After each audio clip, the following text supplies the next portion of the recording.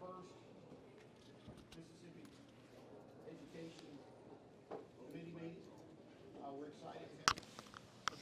Can you hear me? I'm excited to have everybody here. We've already called the roll, and we have one bill that we're taking up today. It's House Bill 2, and I'm going to present a portion of it, or talk about a portion of it, and Representative Owen is going to present a portion of it. But I'd like to say a few things before we get started. Anytime the education comes out with a bill that is of any real substance, we typically have a situation where Chicken Little runs out and says the sky's falling. Well, I'm here to tell you the sky's not falling.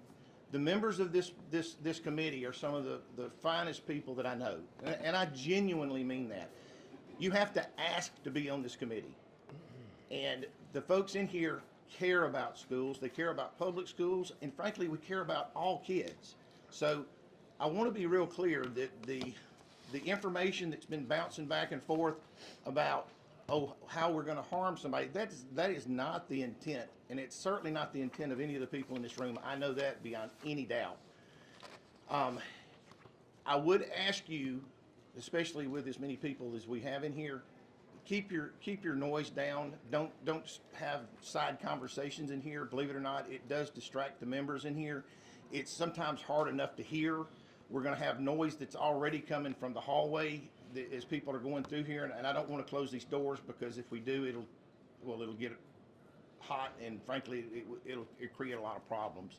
So keep the noise down. I don't care whether you're for this or against this. There's no reason to applaud. This is a deliberative body. We want to have a good discussion about this, and we're going to be here as long as it takes to let the members of this body have an opportunity to ask questions, figure out where we are and where we're going. And with that, call up House Bill 2. We'll make the usual motion. We're just going to call up House Bill 2, and I would ask Representative Owens if he would start us out. I might need to sit somewhere else. There you go. Switch seats real quick. Yeah.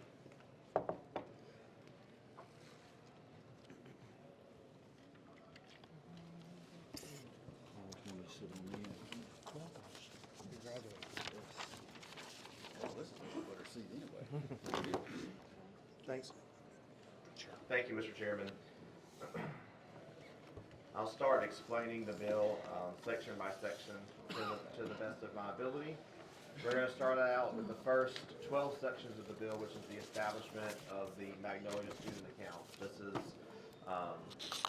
This is what is commonly known as the private school choice option, or the ESA option, education savings accounts. What this bill will do in these sections, it creates a education savings account system, or choice system, for parents who opt to utilize alternative education options in Mississippi. It will start out with 12,500 education savings accounts, which we call Magnolia student accounts, or MSAs, in this bill. Half of those accounts, half of the 12,500, will have to come from students who are currently enrolled in public school. The other half is open to everyone. We give the accounts out in priority based off of income level, 100, 200, 300% of the area mean income. For every year after that, for 4 years, the program grows until it reaches a maximum of 20,000 total ESAs in the state. Once it gets to 20,000 ESAs, the number only grows in the event that there is a wait list, or they're exhausted and there is additional need for approval of additional ESAs. The ESAs can be used by a parent to pay for a litany of educational resources. We're talking private school tuition, educational materials, homeschool materials, additionally some technology. We exclude certain technologies, like they can't go buy a Game Boy or anything like that. The state treasurer will administer this program. The state treasurer will be required to adopt policies to ensure that the money is being spent as as the law intends, which is only on educational resources. The treasurer is authorized to contract with a third party that may specialize in ensuring the quality of the program by ensuring that, of course, they're being used and spent on the proper educational type of programs. There is also additional requirements in the bill that which it requires that the ESAs go to parents who are residents of Mississippi. If a school, a private school per se, wants to participate, they're required to be either accredited or undergoing the accreditation process to receive the full amount. If a parent wishes to send their child to a non-accredited school, we're talking something along the lines of perhaps one of the small local community church schools that may not want to go through the process of accreditation. They can get some money in their ESA account, but it's a reduced amount. I believe it's half of the regular amount. There is a separate fund established for homeschoolers, a total of $5 million. They're allowed to get a small amount of ESAs. It's $1,000 per family under the homeschool fund. The special needs ESA program that we currently have will remain in place, and there will be some changes to that program. One, it will move to the department, or the state treasurer department. Two, it will remove the wait list, so there will no longer be any caps on that program. But basically the same rules as to the program in the Magnolia Student Account will apply to our special needs ESA program. Moving to the portability portion of the bill. Portability is what we call the public-to-public school choice option. It mirrors the bill that was passed last year. It would remove the sending district's ability to veto a parent's decision to transfer the child to another district in which they have been accepted. There is no requirement that the receiving district accept any student. The only requirement on the receiving district is that they adopt policies and publish the policies, and they report the students whom they accept or deny to the State Department. This also includes the Tim Tebow Act provision, which we included last year, which follows the line of many other states in the country that allows school sports extracurricular activity participation for homeschool students in their home district. So if you live in a district, you can participate in sports. It is required that the school examine a student's homeschooling portfolio to ensure that he or she is maintaining academics. Secondly, it allows the schools to charge a participation fee for those students. We also include in this legislation charter school reform. It will remake the charter school board. The charter school board will have certain individuals appointed to the board who have experience in the charter school sector, who are parents of charter school students, or who in the business community, I believe Accelerate Mississippi would get an appointment. It also clarifies the CMO process, the charter management organization process, and the organization as it pertains to who keeps the money and where it is kept. It puts more, basically it takes some of the discretion from the charter authorizer board and puts it in statute, so there is no discrepancy or confusion as to where or when charter schools should be approved. Do we have a committee sub? We do have a committee sub. Okay, I'm going to explain the committee sub because we'll adopt that in a minute. But the committee sub, the original bill did include an expansion of charter schools to A, B, C, D, and F districts. As the E. That will not be the case anymore. Any expansion would only be allowed in districts wherein there is a D or F school. So you have some districts that may be A or B, but they have D or F schools within those districts. That will be the expansion for the charter school system in this legislation. Let's see. Financial literacy. Yeah, I was about to say something else on charter school though. All right, maybe I'll think of it in a minute. We also have some financial literacy requirements, teaching financial literacy in our public schools. We established what's called a school accountability dashboard. So that means the State Department of Education will maintain what they currently are kind of doing in a lot of ways, which is information as it relates to every public school, their grade, their literacy rates, their reading rates, all of that on a publicly accessible, easy to use website of the Department of Education. It will also require that the school districts maintain or report their financial data every month to this dashboard. We're talking line item expenditures, we're talking about the monies in each and every fund and their revenue in an effort to avoid the situation that occurred recently in one of our districts whose financial situation was so drastic that they had to have the state take them over. We removed the restrictions on allowing experienced educators to come back to the classroom if they choose to come out of retirement while continuing to collect their PERS benefits. We are also attempting to, of course, we hear from our teachers and our parents about the excess and standardized testing, the idea that schools are teaching to the test. So we're following the line of other conservative states in the country, recently under the Trump administration, who's allowing the waiver request to remove standardized testing in grades 3 through 8. That is a first start. Of course, we still have our 9 through 12, which is fine, but at least grades 3 through 8, the attempt is to remove the standardized testing barrier burden in our public school system. The bill also includes a pay raise for assistant teachers, taking them from $17,000 to $20,000 a year. It is absolutely insane that anybody can even do it for $20,000 a year, and I hope we can work on increasing that more moving forward. We do change the PERS Tier 5 that we passed last year to go into effective March. We remove the 35-year requirement, we bring that back down to 30 years, and we bring the vesting period back down to 4 years as far as employees are concerned. There was much concern that the Tier 5 changes would affect recruitment for not only teachers but also law enforcement or other public service employees. The PERS Tier 5 corrections apply not just to educators, though. This will be across the board correction for all members of the retirement system. The bill will expand our JROTC system and foster and allow students or schools to participate in JROTC.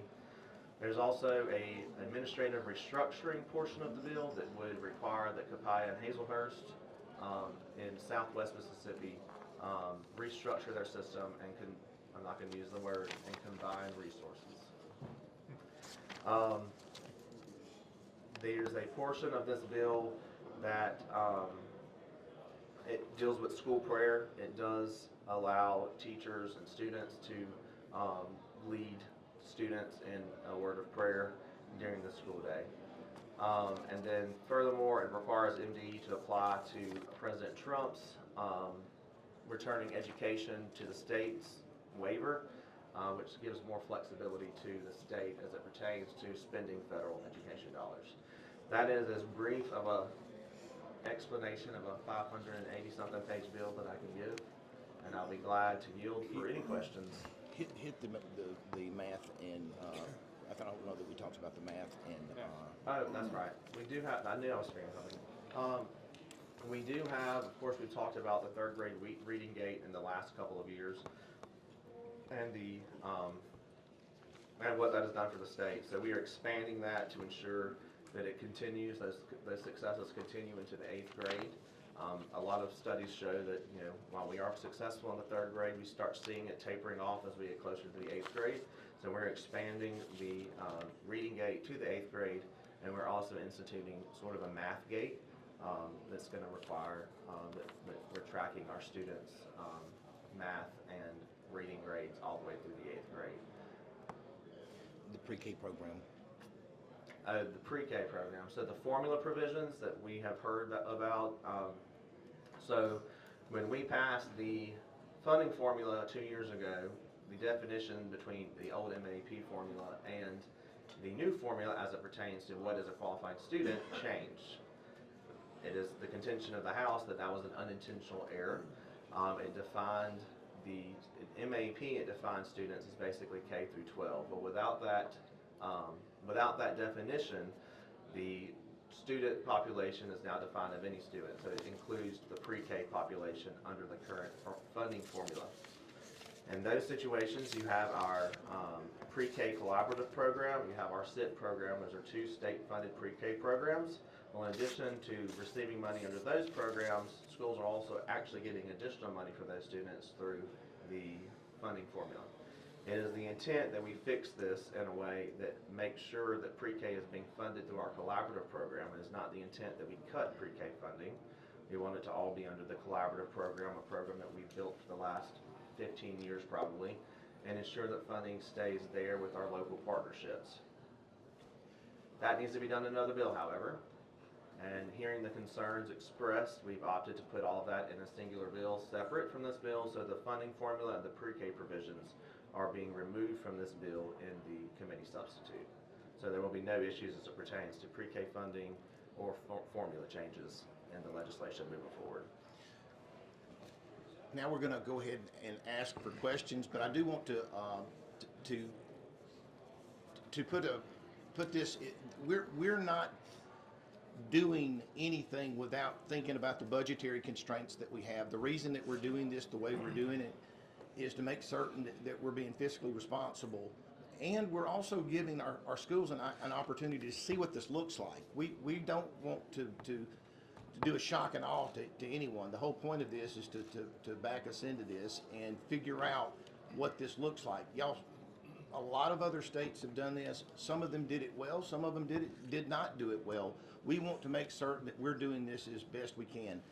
I want to be very clear. This bill is not the end all to fix all for schools. Never has been. It is a piece of a puzzle that we need to continue working on. Public schools, or schools in general in this state, have to continue being looked at, and we need to keep promoting and putting money into these systems.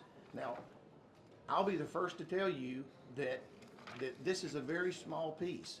And if anyone thinks that 12,500 kids are going to fix everything, or this bill will fix everything, you're sorely mistaken. This gives us an opportunity to let those children who have something different going on in their lives the opportunity to do something different. Even if you live in a good school district, I come from a place that I'm very proud of that has a great school system.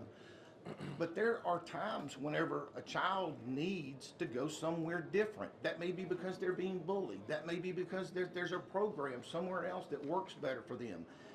No one in their right mind could suggest that the mom and dad, most mom and dads, would not want to do what's in the best interest of their child.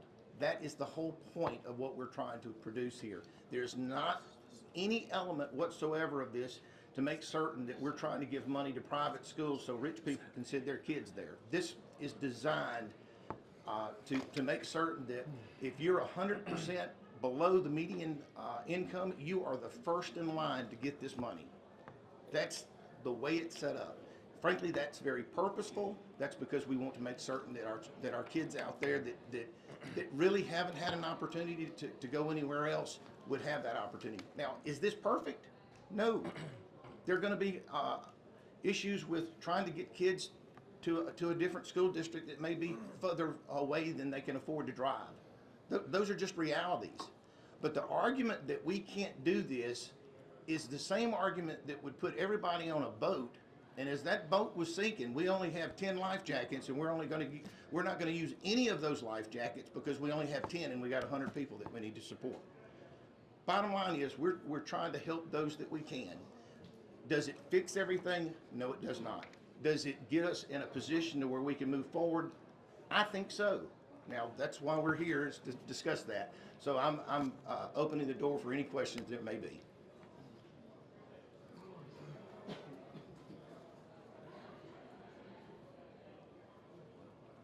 Yes, sir. Thank you, Mr. Chairman. Let me just start by saying one thing, as you just alluded to. It's definitely not a solution to anything. But I'm looking at it in terms of accountability. We're talking about all the things that's happening in public schools. Of course, we know it needs fixing. But at the same time, this is not fixable by us doing what we're doing today. That's my opinion. And of course, my superintendents, have a lot of hiccups about it. So I just wanted to make sure that we understand that by putting band-aids over things and thinking we're fixing it, we're not fixing it.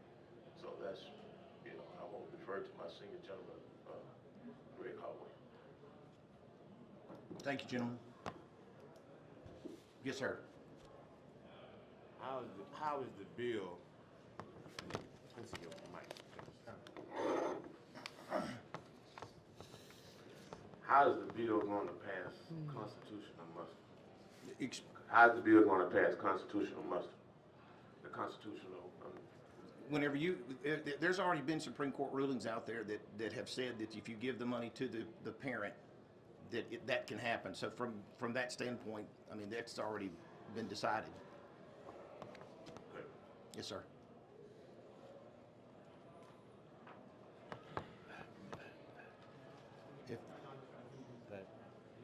I don't want to prolong this if there's not any other questions.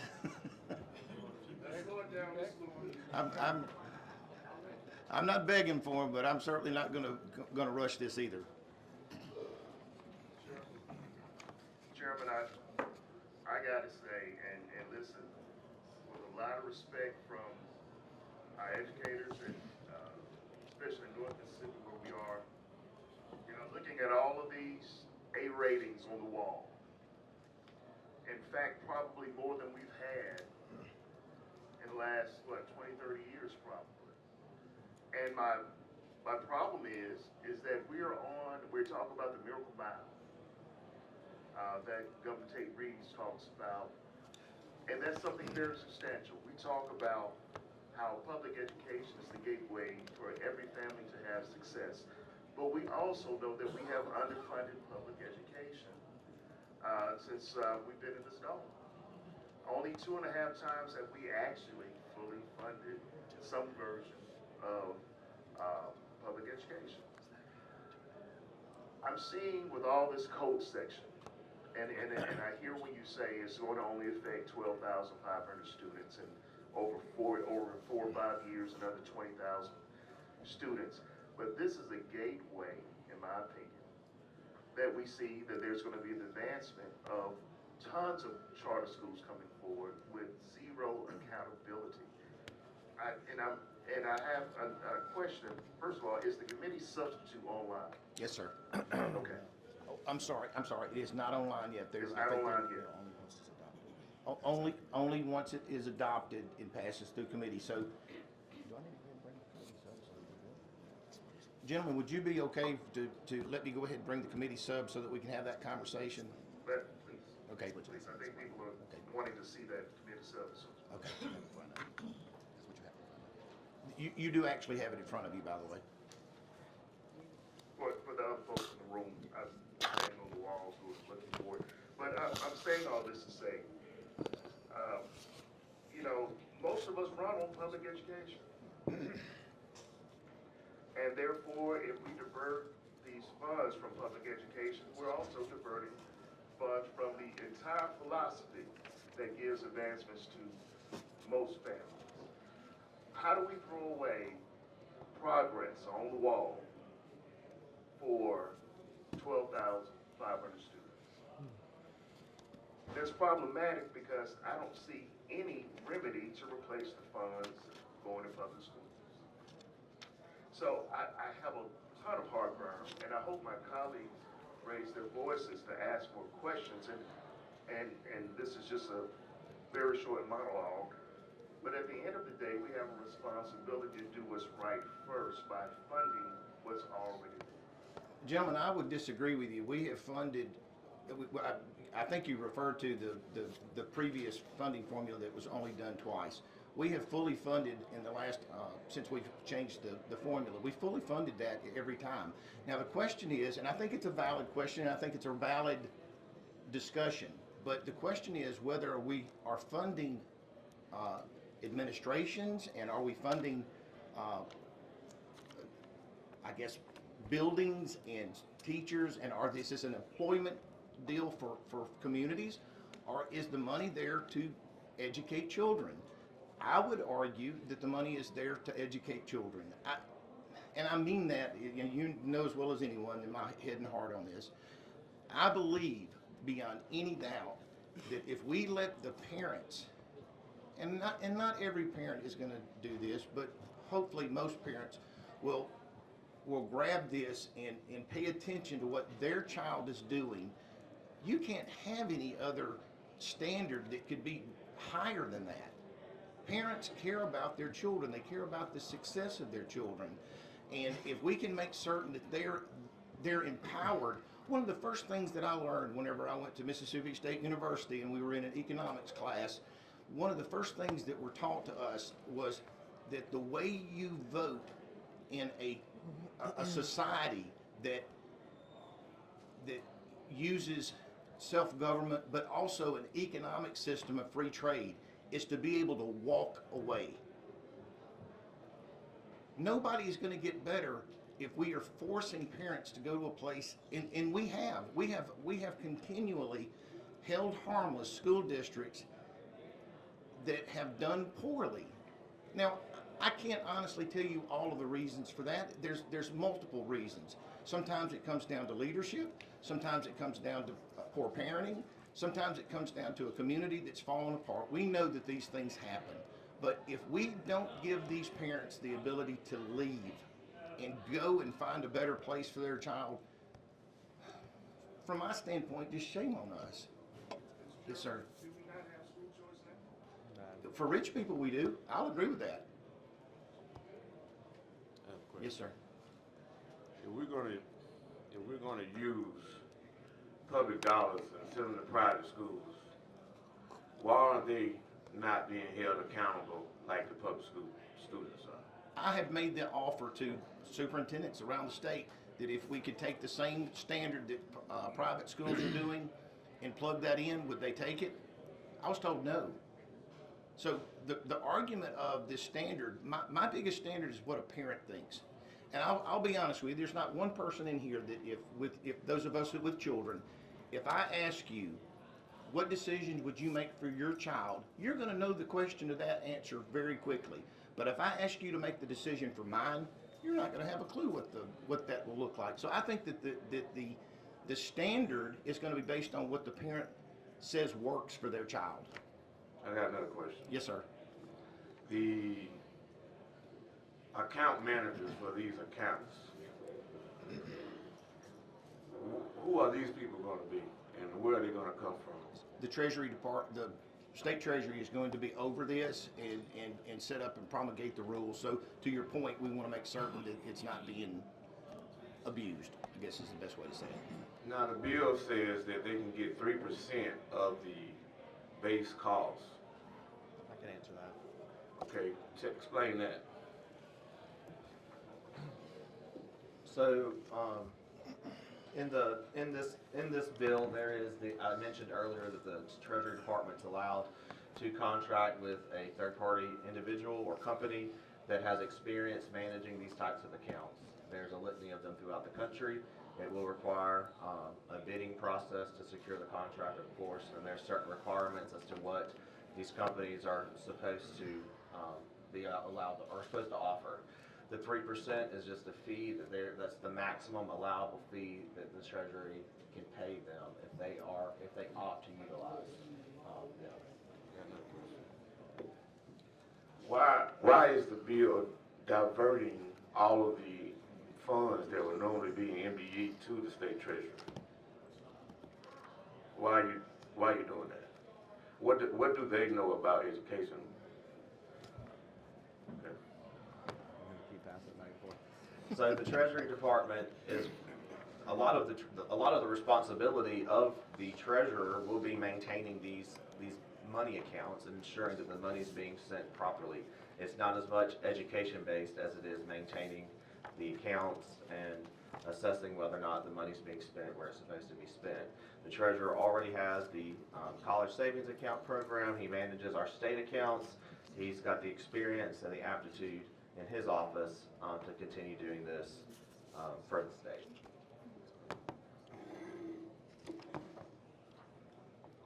Now we're sending money to the private schools.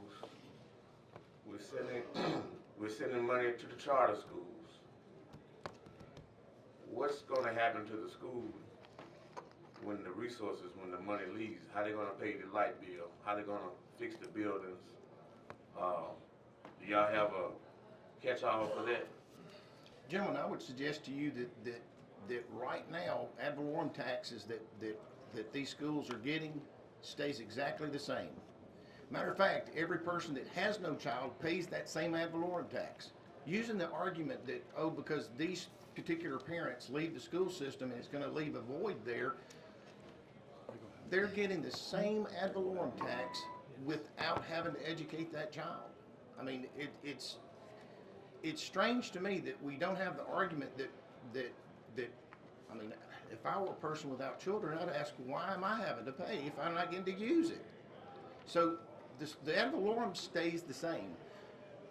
So the money that we're talking about here, to your point, is following that child. But my question is, what is the purpose of that money? Is the purpose to keep a building together, or is it to make sure that child's educated? And I'm still going to stick with the point that it's for that child's education. I would like to go back to your question in a second response as well. You mentioned you asked what's going to happen if all these students leave and they can't afford to pay the light bill. I think it's important that we ask ourselves in that situation, why are all of these parents choosing another option? Why is this school, what is this school doing that when parents are given an option, so many of them decide something else to the extent that the school can't afford to pay its own bills? That is something we have to look inward at. If we have if we have enough schools that are going to lose so much money under this legislation because parents are choosing something else, I think we need to ask, why is that the case? And maybe then the school can realize, okay, I should be more accountable to these parents. Maybe I'm doing something that I shouldn't be doing, or perhaps I'm not putting my priorities where they should. So that's the only statement I'd make about that. Now everyone talks about the Mississippi Miracle. The governor talks about it all the time. Shouldn't we be rewarding teachers with a $10,000 pay raise this year instead of taking money, taking money from the schools for all the hard work that they've done, for all the improvements that we made? Should we be doing that? Do you agree or disagree? I think that having a discussion about a teacher pay raise is entirely worth having. The bottom line is, it's not in this bill, because I don't want to put anybody in this room or anybody out there in a position to suggest that I'm forcing you to vote against a teacher pay raise if you're against this. Y'all know the politics of this, and that was one of the first things that was stated from particular groups out there, that we were going to force folks to vote against a teacher pay increase. The bottom line is, I'm all in favor of a teacher pay increase, but what I'm more in favor of is making certain that our babies are getting educated. Yes, sir.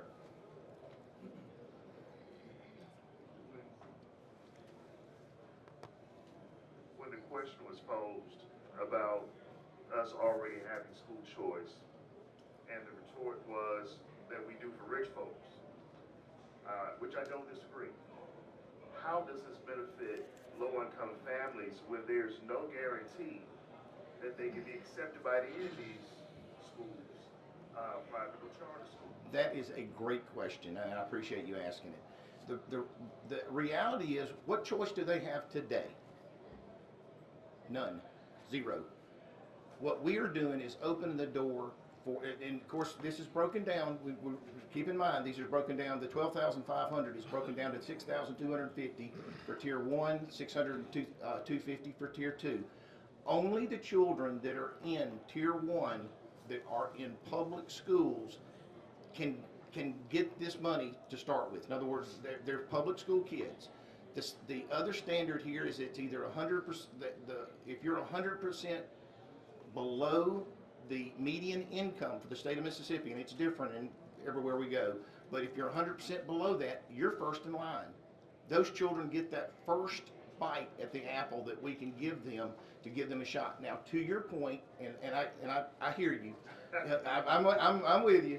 To your point, how do we know they're going to be accepted to that private school? Well, you can't have it both ways. We can't sit over here on one side of this equation and say, oh, we're killing public schools, and then the other side of the equation, oh, we're not giving enough leeway for these kids to get in there.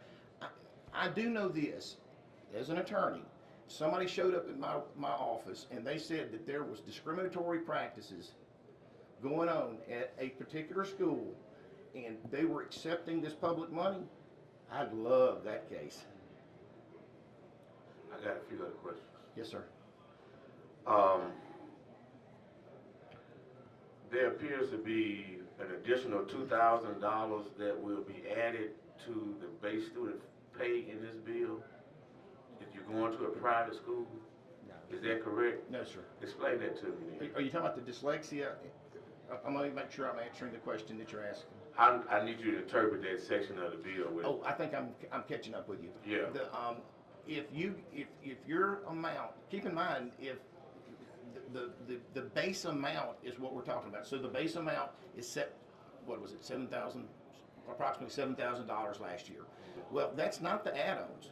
Schools in general get the add-ons, the additional add-ons, the weights.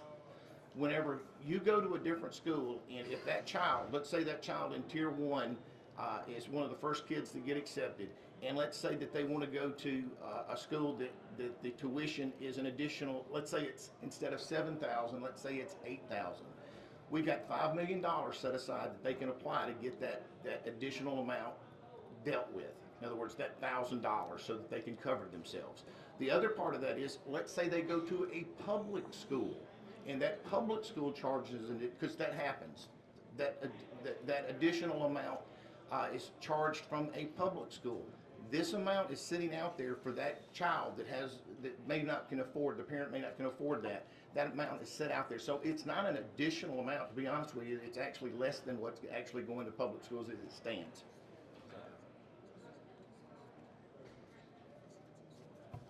And why I went one of the directions, dyslexia scholarships has an additional $2,000, and speech language has $2,000. So I wasn't sure which one we were going at. There appears to be some money set aside in the bill for high schools on college campuses. Is that correct? That is correct. Okay, what's the idea behind that? That's the Agents of Excellence piece. That is the piece that let's say Delta State or Jackson State or Mississippi Valley or Mississippi State or whomever, we can put some programs together to have schools out there that, like for Delta State, for example, let's say we wanted to do an aviation school that would help kids learn how to do that. The whole point of this is to set that school system up out there so that they can. We passed something similar to this last year, if you think back. And how much money are you gonna set aside in the budget to pay for that? $5 million. I think it's $5 million that is each year. 50 million over 5 years would be the way to think of it. But I still don't think that's enough. I think that we need to have conversations about what that looks like in each of our communities and make sure that we're building those better. Now, the part of this bill talked about procurement as well. Could you explain that? And why is that in the bill? Procurement for, maybe, is this for the try to help you here, is it for the homeschool side? No.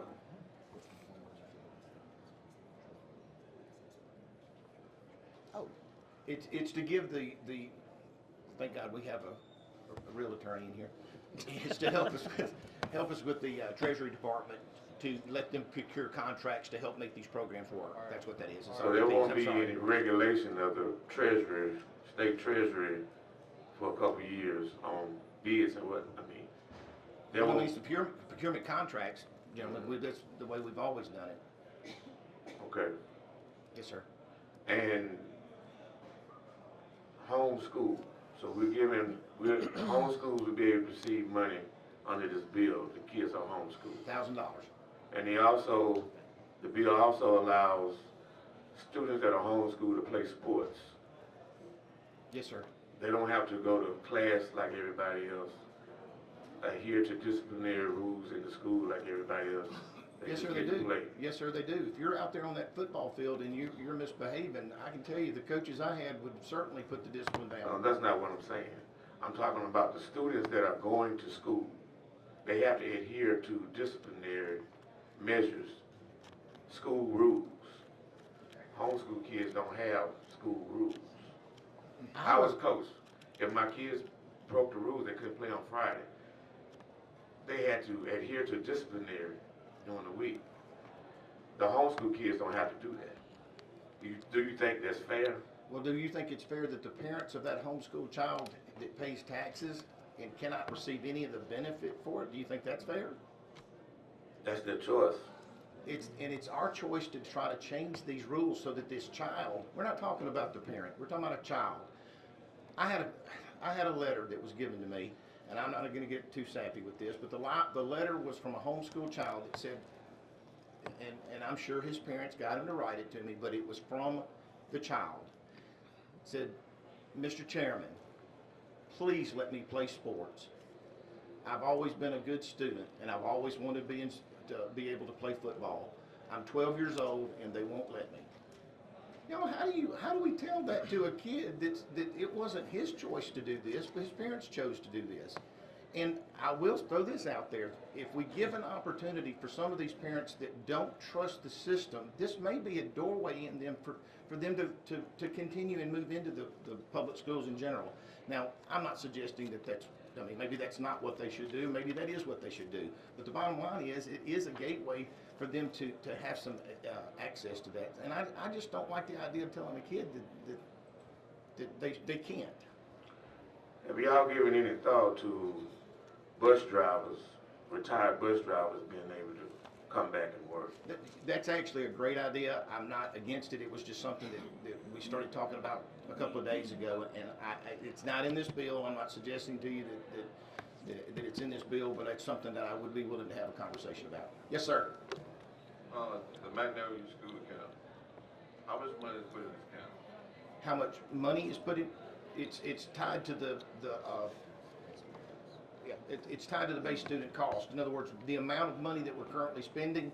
However, we do have a 87 million. it's 87 million is what the number is based on the 12. If you do the multiplier there, but keep something in mind, and we do have to fund that on the front end because school budgets are 1 year lag. So half of that money has already been spent. The way to think of it. Another question. How does this bill align with the state responsibility to protect and strengthen public education? I think this gives them the ability. One of the things that we learned, if you came to some of the meetings, that if you're a public school, and I would not have guessed this, but if you're a public school and you've had school choice and you've decided to stay in your public school, it reinforces your decision and makes you want to be more a part and more determined to be a part of your public school. I was not expecting that. I'll be very honest with you. That's not something that I thought was a baseline. But honestly, if you don't get the buy-in from your community with whatever school, to me that's got to be the hard foundation that you build on. So I do think it builds that consensus and that. And our good public schools shouldn't be afraid of this. Good public schools are going to grow if they want to. They're going to be able to continue doing the best they can. The thing that shocked me a little bit about this, though, is we're looking at this from the standpoint of the building and the administration is the school. Without those kids, there is no school. And you follow what I'm saying. There's some of us are not too far apart in our thinking on this. Well, let me ask you a question. The accountability of the dollar. Why doesn't it follow child to private school? Say that again. Accountability of the dollar amount that goes to the child. I would argue that the parent's responsibility over their child is more accountability than anything we could ask. If you look at it from the micro, in other words, the little, when you got a parent, and if you got a mama bear that's upset, you know as well as I do that there's going to be accountability.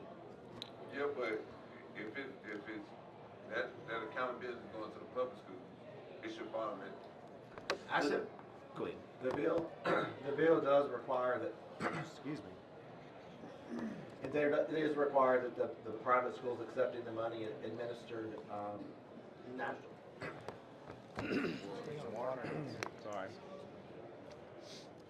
administered national norm standardized tests like the ACT, the SAT. So there is a testing requirement that private schools accepting these funds are required to administer those tests. So it is accountability in the bill.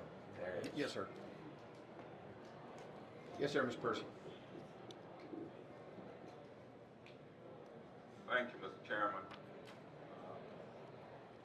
Now, this bill does take public money from, tax money from public schools and assign it to private schools. It doesn't assign, no, sir, it does not assign it to anybody. But public money does go from public schools to private schools as a result of this bill. Yes, sir, and so does every other program we do out there, whether it comes to building roads, whether it comes to giving money to our people that need to be able to feed themselves. That money goes to private organizations as well. I'm trying to figure out, as legislators, we are here to enhance and improve public education. How does this bill do this? My argument would be that any time you raise the standard, the water that comes into any system rises, makes all ships rise. And the place in Florida, for instance, they're one of the biggest growth in terms of schools and what have you. They've done better than anybody else, and it's because of this ability that we don't have this monopoly set aside. So the bottom line is that I do believe with my whole heart that this will help public schools in the sense that gives them a baseline. Good public schools will continue to be good public schools. I genuinely believe that. You had indicated that this had worked in other states. Yes, sir. And you also stated that it had not worked in other states. Would you identify some of those states where it has not worked? The biggest issue you ran into with some of this was budgetary issues. We're making certain that we don't get ourselves too far out. The reason it didn't work is it was in Arkansas, for instance, it was so popular. You had so many parents that wanted to be a part of this that it did give a budgetary issue there. We don't want to be that state, and we don't want to be those people that don't look at this from the standpoint of some budget issues. But that's a great question.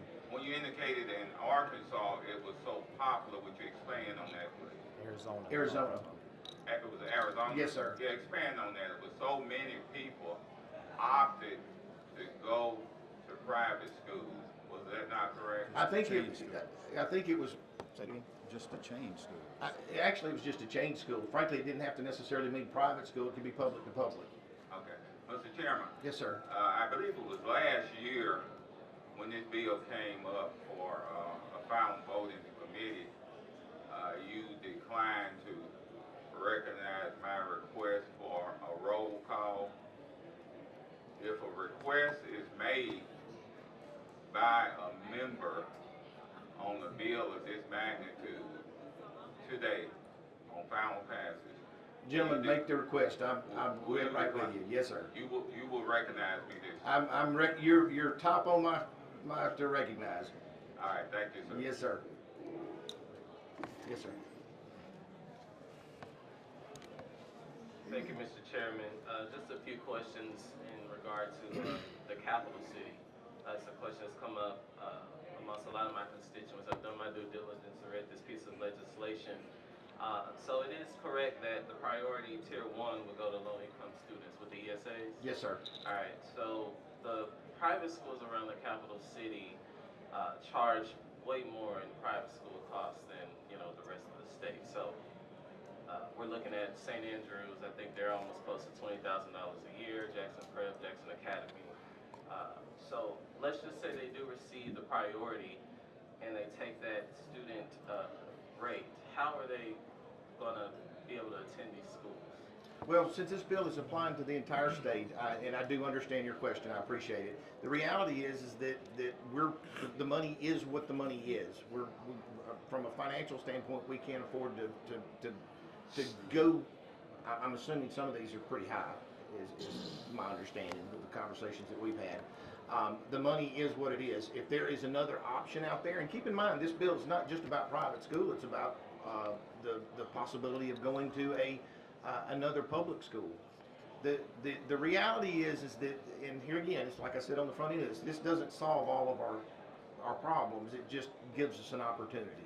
Yeah, just want to have it on the record that one of the main concerns is we're advertising this public to private when most folks think that it's unrealistic in the capital city to be able to afford the additional costs for some of these private schools. And gentlemen, I would also like to add that in other states that have passed these types of reforms, we're assuming that the educational options that exist now will be all that exists in the future.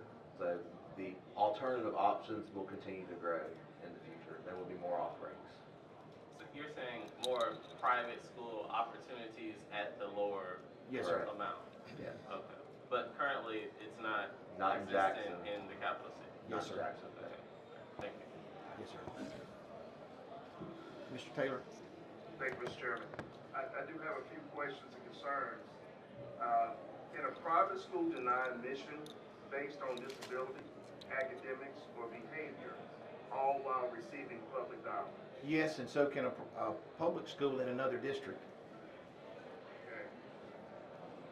But I guess my heartburn with this is when it comes to the accountability piece, when it comes to accepting a student, my interpretation of the bill is that a private school can actually charge different students different amounts. So if Johnny comes in day one and they give him an assessment of, okay, $8,000 for enrollment, Susie comes in, they charge her $12,000. There is no regulation about the acceptance rate and the acceptance of said fees to enroll students. So if we're, Different amount per child as well. give me an example. So a disabled child, we pay, a child with disabilities gets a lot more money than a child with no disabilities. A child in a rural area gets a lot more money than a They child. say, hey, listen, we don't have the resources to do it anyway. So if that happens, what happens to the money if the child decides to leave mid-year? Does the money come back to the school system? And if Yes. so, when? Goes back to the state. Well, all right, let's unpack some of this. I would argue that some of what you just said is happening today. Now, not every school district, but there are school districts out there that refuse to test a dyslexic child. We know this. I bet there's not one person in here that hasn't had that conversation with one of their people back home. What I have seen over and over again, a child that's maybe in a wheelchair. For full disclosure, my wife is a physical therapist for children, and a lot of what she does is have to deal with children that need wheelchairs and things like that. I have seen that school districts don't want to deal with the having to accommodate. Now they're required to if the mother knows what she's doing and she makes the right kinds of requests. But not every parent knows that. Not every parent understands how to work that system the way they should. But the bottom line is, I would argue that some of what you're saying is going on today. Now, like I said before, we're going to have to continue looking at issues, especially when it comes to disabled children. It takes a special parent to deal with all of the issues that go along with the disabled child. And I'm not suggesting to you that this bill fixes those problems. But the bottom line here is that it at least gives us a start in some portion of the arena for some of the other children. I had to send my kid to a private school because whenever he started it, there wasn't a dyslexia program. It made all the difference in the world. He went through the program for 4 years and he's an A student now. I want all of our kids to have that. And of course, a lot of our public schools are getting more and more into the dyslexia programs and stuff like that, which I'm very proud of. But the bottom line is that we've got to continue being objective in how we approach this. I don't understand how a system that's got such a head start on all of the private school systems out there can possibly be afraid of competing. That blows my mind that they're this far ahead and they're getting to the bulk of the money now. But competing with what litmus test? If the parent should be the litmus test for all of these. Let me clarify my statement. If there's no accountability, no particular test to take to judge whether or not that child who transferred to a private school or a charter school, if there's no standardization of testing, how do we show that it's a A-rated school if that child is really an A+ student? but there's no accountability in how their education is measured. Now, we know that these schools have accountability, and we can send them all over the world. But I don't know, first of all, who's asking what private schools are asking for the bill, what charter schools are asking for the bill. I know that my superintendents are not asking for the bill, but at the same time, if there is no baseline accountability, we're judging apples to oranges. Gentlemen, you bring up one of the greatest things that I meant to bring up in this. When you're getting hit from both ends and neither side is particularly grateful for what you're doing, you might be doing the right thing. Because I've not had a charter or private school begging me to do this, nor have I had a public school beg me to do this. This is looking at the facts as they stand and knowing that there's got to be a better way for some of our kids. That is it in a nutshell for me. You know, I want y'all to think back for a minute, because y'all are going to hate me by the time this, because I can talk for forever. But when I was thinking back on this, one of the first memories I have, I started thinking about who was my first teacher. And I remember my knee jerk was Miss Askew was my first teacher. You're there. Miss Askew was my first teacher. But then I thought, you know, really, what was my first teacher? My first teacher wasn't Miss Askew after all. It ended up being my parents. My parents taught me how to say my first words. My parents taught me the first thing, to do in the morning, to brush my teeth, to make sure I'm washing behind my ears. Your first teacher was not the government. Your first teacher was that mama and dad. And there's nobody that's going to care about you more than your mama or your daddy. I believe this with all of my heart. I know every one of you in here, with those of us with kids now, you care what happens to your child. You're going to make certain that your kids get an adequate education. You're going to fight for your kid. I know that if something happens back home, whenever all of us are not here, we know, those of us with wives or husbands at home, you know that wife or husband is going to fight for your child. Can you really say that about the system as it sits today that's not the mama or the dad? And I know that we have parents out there that aren't doing a good job, y'all. I know that. But we shouldn't excuse them. We should show them. I'm not trying to sit here and browbeat you into some wild assertion that this is going to be the fix-all for anything. What I'm telling you is it's just a piece of the puzzle. We're going to have to come back here, and we're going to have stronger conversations. And sometimes, the funny part about it is sometimes you're going to agree with me, and I'm going to have people on the Republican side that don't agree with me. It happens that way. But I am not looking at this as a political question or a political win. And if I win this bill today, you won't see me running around the Capitol going, oh, the Republicans did it. No. This is a group of good men and women sitting in here making hard decisions, trying to make certain that our babies are educated. Not trying to keep a school from being protected. And that's where my head and heart is. I don't want to protect the system. I want to fight for these kids. And I know that's where your head and heart is too. Yes, sir. Thank you, Chairman. I got one more question.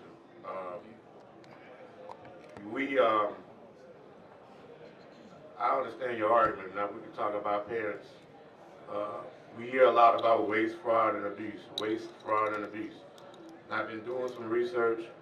How are we going to regulate? Because in other states, these people receive these vouchers. They buying Nintendos. They're buying refrigerators. They're buying all types of stuff. There's nothing in this bill that I read that establishes any type of regulation on how this spending is going to be. If there is, I don't think it has any teeth to it. Could you explain to me how we're going to regulate all this money? Yes, sir. There are requirements in there that the money has to be spent on approved educational options. There's actually a specific exclusion for gaming systems in the legislation. Secondly, in addition to the treasurer doing regular audits, the auditor's office is also authorized and required to do annual audits of the program on a regular basis to ensure that the money is being spent on proper educational expenditures. So there are financial accountability provisions in this bill, and the auditor does have the authority and the teeth to enforce them. Okay, I understand that, I read that, but how are they gonna do it? How much is it gonna cost to regulate and to keep track of parents of 12,500 applicants, then 20,000? How are we gonna do that? How can we assure that the taxpayers' money is being used in a meaningful way and for what it's supposed to be used for? Can you all sit here and say that we can do that in this bill? Gentlemen, I can tell you that it's as much in the system that we currently have as it is in this bill. Yes, sir. We talked very briefly about how the free market is how we should handle things. You know, we leave it up to competition. Competition spurs better school systems and better opportunities for parents. But I don't think that anyone in the room can deny the fact that a school district is also an economic engine that provides jobs, supports grocery stores, and is one of the most viable components to any of our communities. There's no language in the bill that supports replacing any of this if the school district dies. And I'll qualify my statement. In my opinion, this is almost the equivalent of putting an overpass in your town, where people just kind of pass through. And generally what happens is that the community starts to die.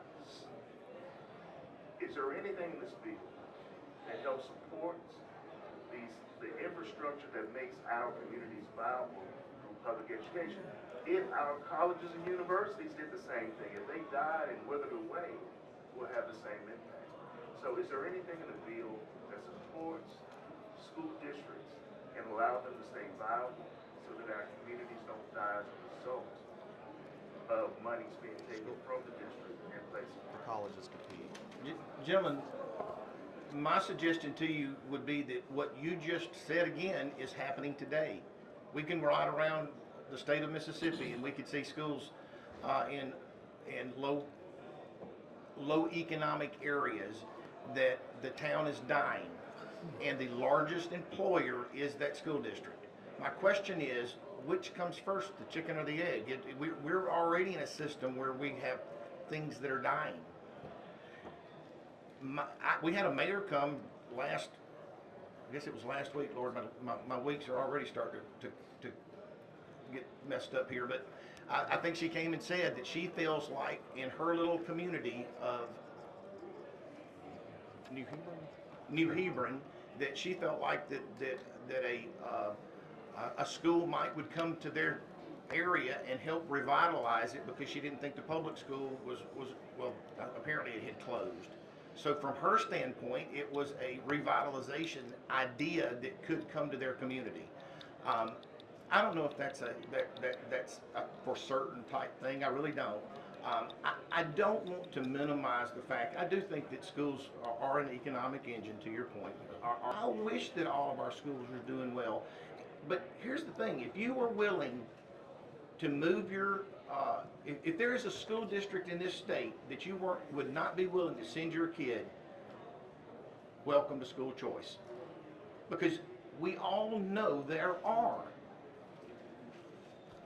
I really want to make certain that, and I'm not out to get public schools. That's not what this is about. This is not about trying to harm them. This is about trying to figure out a pathway to get them to be better. I don't want charters competing with public schools. I want them to be partnering with them. I would love that to be where we go with this. There should be pre-K programs that charter schools roll into places that we don't have a lot of them in, and say, you know what, y'all don't have a pre-K program, but guess what? We have some finances, some funding, some ideas that might work here. Can we partner with you? That's what we should be doing. Unfortunately, we basically set them up to go in DNF districts and set them up for failure, which is kind of a shame. Yes, sir. Again, thank you, Mr. Chairman. I think my colleague Montillo has asked most of my questions. I guess it was a bulldog thing.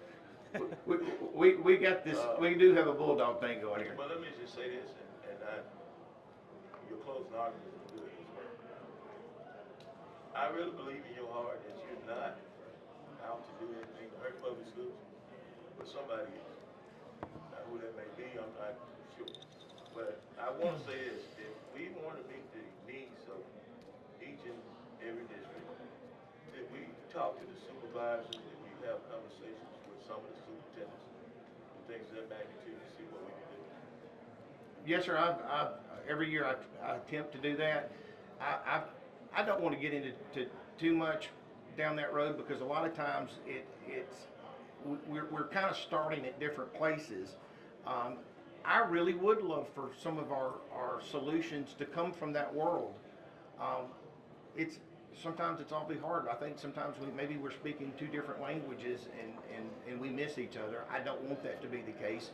I've got some very good superintendents that I talk to weekly that don't necessarily like this, but they understand some of the ideas behind it. Now, there are some things in this bill that they absolutely love. So I don't want to suggest that I'm painting with a large brush here. And I do have some, I've heard from some principals and some teachers, especially some retired teachers, heard from one yesterday, that thought that we were doing an excellent job with this. So the bottom line is, I don't want to put too much weight on one side or the other. This is about what this board, us, sit and have a conversation about and see if we can figure out what the best route to go is with that. I just wanted to make sure that we had a chance to do these things. Yes, sir. We let all the, Representative Felcher, you had something to say? Yes. I've heard all my colleagues this morning, and there's some valid points in the discussion, but right now, as we debate, and what we're doing is we pass this, all we're saying is we'll discuss it further. We're not sending it to the Senate yet. We as a body discuss it further. There are 9 districts, over 150 schools, where there are kids right now getting a F and D product education. That's unacceptable. Is this the fix? Is this the end all be all? No. Personally, I think there's some imperfections with the bill myself. But we can discuss it, we can work on it, and we can move toward a better product. But at the end of the day, to me, and I come from A districts on the coast, this is about those kids who are trapped in those over 150 DNF schools that have no alternatives. So I think it's worth the discussion. Thank you, Mr. Chairman. Yes, sir. Yes, sir, Mr. Person. Mr. Chairman, now this bill does have all of the code. This bill does have all of the code sections for a teacher pay raise in it. Yes, sir. Okay. And you indicated that you all had decided not to put the teacher pay raise. Could you explain why is it capped? The main reason is for the cost aspect of it. We don't want this to get overly burdensome. And we basically looked at what percentages we thought were going to use it, and we thought that we're going to move into this. And that was just about as good an estimate as we could come up with. So that's the explanation of the number. And so there is some fiscal concern as we venture into this area. I think there's fiscal concerns for everything we do up here. I don't want to suggest that this is any more or any less in the grand scheme of things, but I've been called to the office on occasion whenever I'm willing to spend a lot more in education than some might be. So I think that I was put a rein on a little bit to make certain that we didn't get too far outside of our budgetary constraints. I think that's a fair assessment. Thank you, Mr. Chairman. What organized groups are pushing for the passage of this bill? The Republican Party. The only one off the top of my head is it would be the Republican Party. That's part of their platform. I think that you got the Ladies Republican group endorsed this bill. Catholics, Pentecostals. Parents, Catholics, Pentecostals. Yep. I mean, parents, I've had different parents have called me. I've had homeschool organizations have contacted me.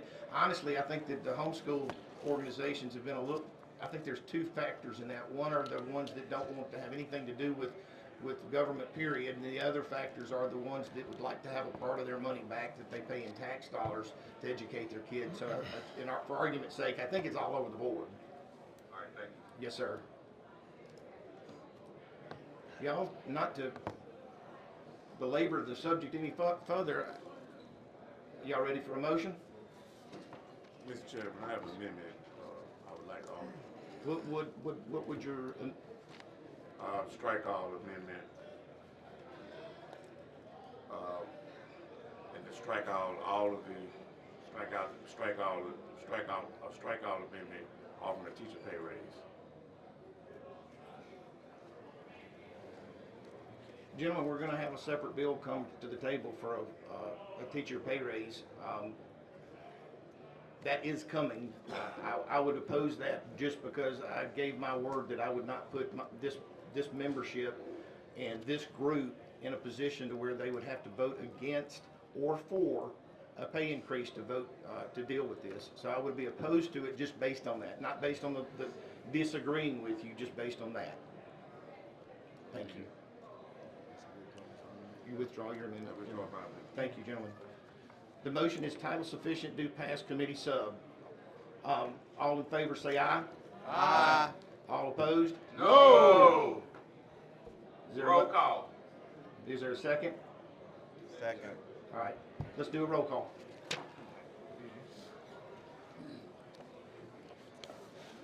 gonna be the first one, and you're just gonna be in that. You're gonna be right first. The chairman don't count. Wonder how I'm gonna vote. Robbins, Aye. Yes. McCarty, No. Barton, Yes. Bennett, Absent. Holloway of the 76, no. Kenzie Holloway. No. Hurst. Mango. Yes. Maddox. Yes. McLean. Mickens. Owens. Yes. Remake. Yes. Sanders. Taylor. Waldo. Yes. Watson. No.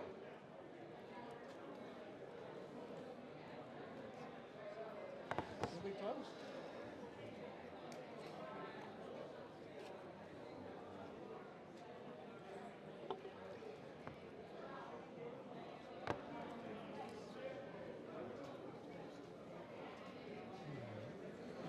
Yes.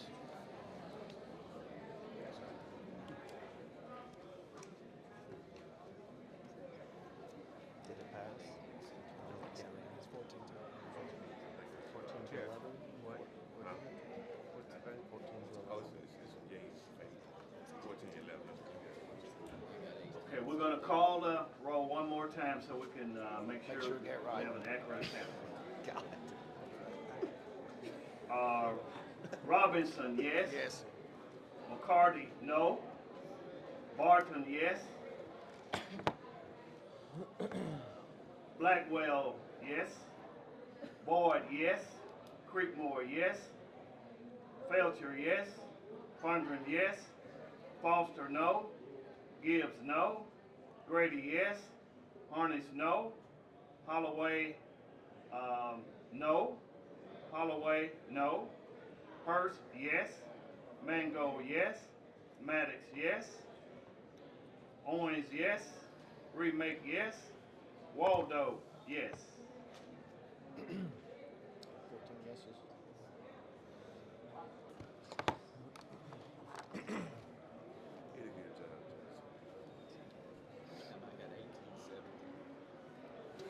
I don't have a clue. There's not that much more than one. All right, the yeas have it. It was, so that we're aware, it's 14 yeses and 11 noes. Your count's way up. There's not that many people. Thank y'all for being here. This meeting is adjourned.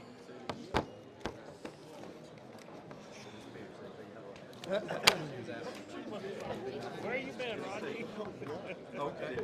For a minute, I will. I want some water. I'm dying. I know, look, that'll be on the floor, I guess. Okay. It'll be on the floor, I guess. You okay? I'm okay. How are you? Thank you. I appreciate that. No, really. I know it took a lot. Well, I don't think you could have done it better. it's what it is. Hi, I'm Pam Shaw. Oh, okay. Yeah, where are you from? I live here in Jackson. I grew up next door. Oh, sure. So I used to have a really good relationship with Kobe. Yeah. He's up here. I saw him last night. I did. He's around here somewhere. I would take me in person out. My wife had cataracts. I'm so sorry. In this building. No, really. We're all over. No, but I'm the most liberal. But it's all. But I also like. You're always my friend. You're always my friend. So I was when half expecting my tires to slash, but they weren't.